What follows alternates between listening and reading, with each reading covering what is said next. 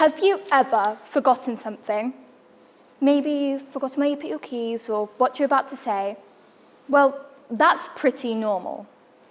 But imagine forgetting not just small details, but entire conversations, who your loved ones are, and eventually how to perform basic tasks.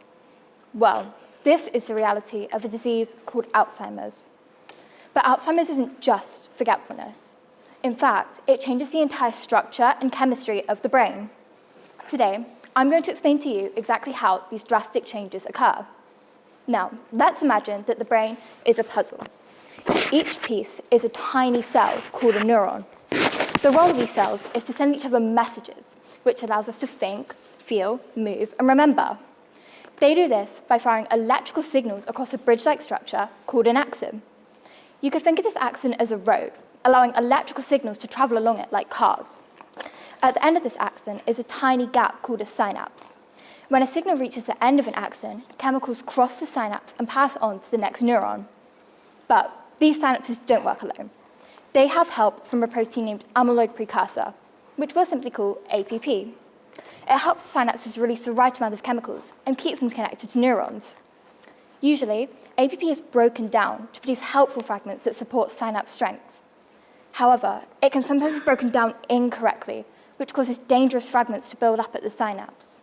These fragments can clump together to form toxic structures named amyloid plaques. These plaques make the chemical environment in the brain unbalanced, which causes problems with another protein called tau. It's found inside of axons, and it's used to keep them firm and strong, almost like a pillar holding up a building. But when it becomes damaged, it forms tangles, which prevent the neurons from communicating properly. Neurons must be able to communicate to survive, so when they can't, they become weak, and eventually, they die. Unlike other cells in the body, neurons cannot regenerate on their own, meaning they leave behind gaps that become filled with fluid, causing the brain to grow smaller and smaller as more of them die. But this shrinkage doesn't affect all areas of the brain equally. The hippocampus is one of the hardest hit areas. This is the part of the brain where memories are created and stored. So as you can imagine, memories are slowly lost when it shrinks, and new ones can't be created. As the shrinkage does become more widespread, even performing simple tasks such as walking, talking, and eating becomes hard. Currently, this damage is known to be irreversible, and there is no known cure for Alzheimer's.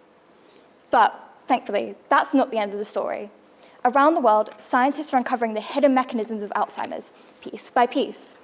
This means we're beginning to find ways to slow the disease and potentially even target its causes. With each new discovery we make, we move one step closer to completing the puzzle of Alzheimer's disease. Thank you.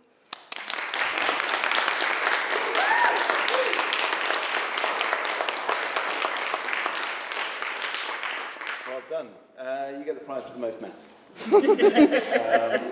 So over to the judges for our 2 questions. Marie? I can't remember what I was going to ask.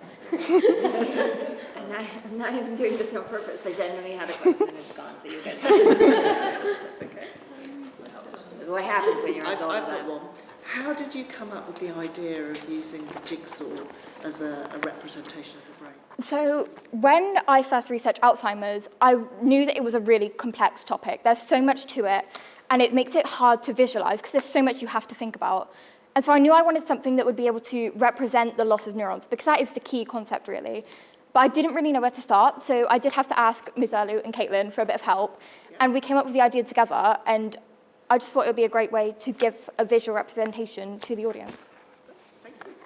That's very nice. Yeah? Have you remembered, or shall I ask one? No, go ahead. How did you make the puzzle? I actually ordered it, so I did attempt to make it myself, but it didn't work because I didn't really have any idea where to start. So I found an image that was pretty simple just so that it would be easy to understand, and then I just ordered a customized one. Nice. The internet is very useful like that. Very, very useful. Thank you. Thank you very much.